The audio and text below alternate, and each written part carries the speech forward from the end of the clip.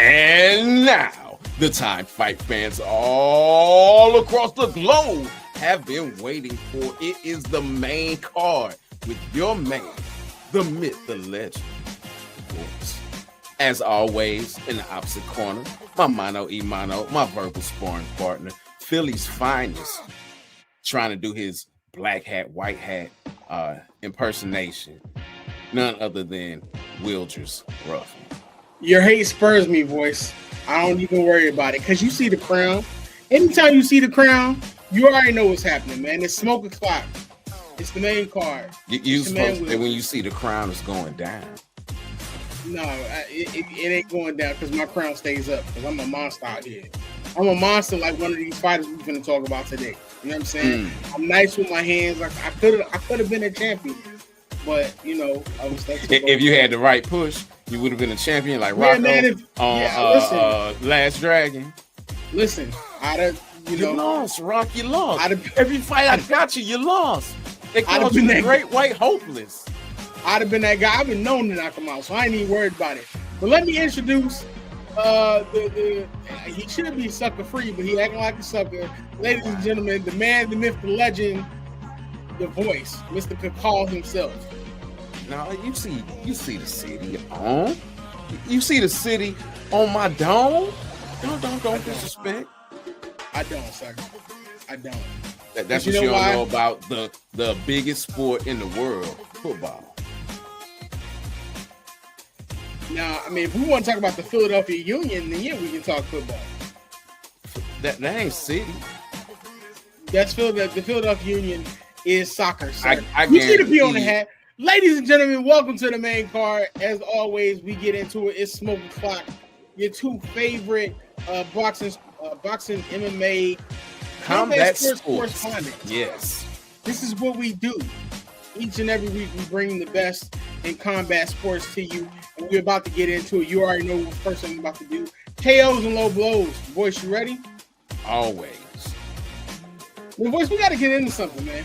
Because something's going on. Now, with the Fatal Fury bouts that are actually taking place over the weekend, something strange is happening.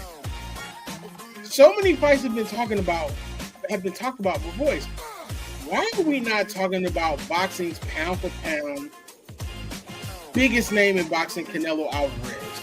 It seems like his upcoming fight that's actually also taking place during the Fatal Fury bouts is not being talked about as much. It's not getting as much traction as some of the other bouts, Boys. What's going on? What can you tell us about it? I can tell you why that bout is not getting the buzz that all the other fights are getting. It's not even getting the same buzz as the initial Fatal Fury bout, which is going down currently as the fight of the year, with the round of the year being round 12 between Eubank and Cardenes. Phenomenal fight, but the reason why it's not getting pub is because who knows who William Scull is? Like, I didn't know who he was before this happened, and then when they started doing the press conferences, I was like, oh, that's what you look like? I thought you was like a totally different kind of person. This man is in a position to shock the world because he is a 50 to 1 underdog in this fight. Not that Canelo hasn't had fights that were mismatched before, but this is a really, really big mismatch, even though he is a champion. He holds a legitimate title. And this is a unification bout. Again, nobody knows who he is. He got the title probably through email, if I'm not mistaken. It's one of the ones that Canelo was stripped of, and he became champion, so he's just going to get the belt back. Again, anything can happen in boxing. Anything can happen in fights, period. Anything can happen in combat sports. You know, we'll even throw wrestling in there, even though it is scripted. Still, anything can happen. Look at the Montreal Screwdriver. Let me cook. Look at the Montreal Screwdriver. Anything can happen. Again, the likelihood is very low, which is why nobody really cares about the fight. It's a package deal for the zone. $100, you get both pay-per-views. But the Friday card is like $60, $70. It's $60. The Saturday card is $40. That shows you where the focus is. It is it's a fight that had he not been the champion, being Scull, it never would have been made. But the thing that makes this so very intriguing is that if he were to win, and he can win, it will shock the world. It will shake up the world. And the reason why I say that he can win, we look at fights like John Ryder, which were not supposed to be competitive. And for the most part, it wasn't. But Ryder stuck around a lot longer than we thought he would stick around. It's been a while since Canelo Alvarez has finished a fighter, which is very, very telling. Could be because it is at a higher weight class. It also most likely has to do with the fact that he's been fighting so long, he just doesn't have it anymore. So it's going to be interesting to see how this plays out. I can't wait to find out. Okay, now you make some great points, but I have to ask this before we move on. Is it telling, though, that it's not as popular, especially with everything going on, considering the fact that, they just talked about his bout with Terrence Crawford falling apart. Cinco de Mayo weekend. Even with Roman Reigns faces the Brooklyn Brawler on pay-per-view, people are still going to come out to see it, and it's going to be most talked about because he's one of the GOATs. I mean, should we be making a little bit more of this, or like you said, is it really the fact that maybe his star is kind of fading just a little bit based off of his past, not last, but his past few bouts, so to speak? I mean, even his last bout, he was fighting against Berlanga, whose very next bout was on the undercard of someone else's fight. But when he fought Berlanga, he won, but it wasn't anything to write home about. As a matter of fact, I had to struggle to think who he fought last, if it was Berlanga or if it was Munguia. At least he dropped Munguia. So, it's telling. I think it's more telling of the matchmaking, the favorable matchmaking that he's had over the past 7-8 years than anything. He's not really faced the people we wanted to see him face. When he came to the zone with Golden Boy in 2018, 2019, got that super huge contract that they wound up tearing up during the pandemic. We thought we were getting ready to see Triple G and Canelo 3.